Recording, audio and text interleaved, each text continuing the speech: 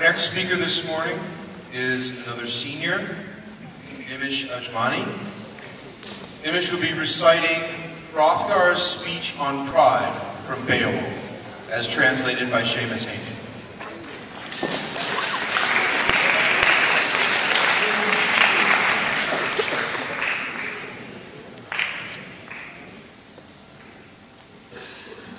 A protector of his people, pledged to uphold truth and justice, and to respect tradition, is entitled to affirm that this man was born of distinction.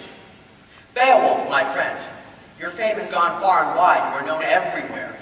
In all things you are even-tempered, prudent, and resolute. So, I stand firm by our promise of friendship we exchanged before.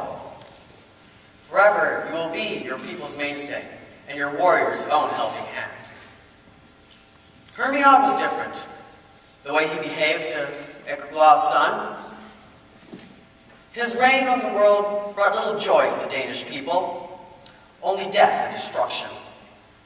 He killed his own comrades, a pariah king who cut himself off from his own kind, even though Almighty God had marked him from the start to be a happy life.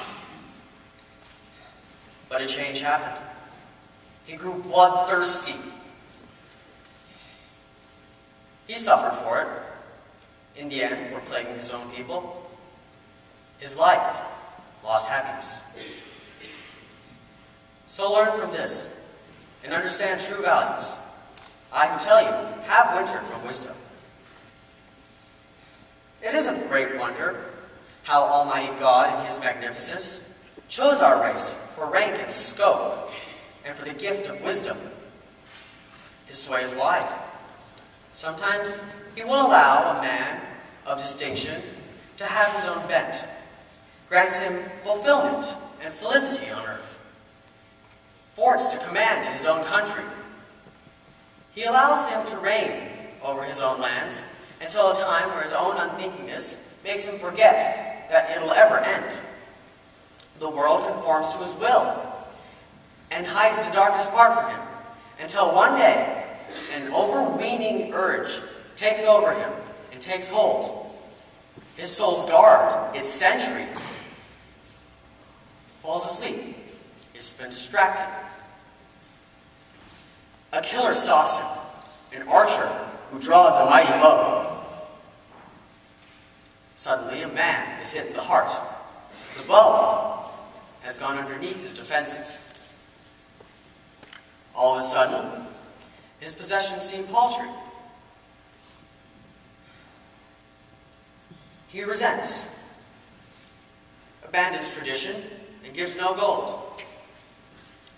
Although this is the point, his previous gifts from heavenly gods have made him forget the shape of the gifts to come. Finally, the end arrives. The body he was lent collapses, falls prey to its death.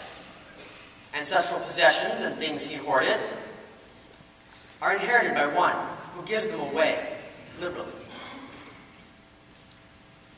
Great warrior, do not fall to this trap. Dear Beowulf, in your time, your soul and your strength will grow and bloom. But a day will come when it will fade. An illness will take over, or a sword meant to lay you down. A fire, a surge of water, a stabbing blade, a javelin, even repellent age. Your fierce eyes will grow dim and faint, and death will come, my dear warrior, to sweep you away.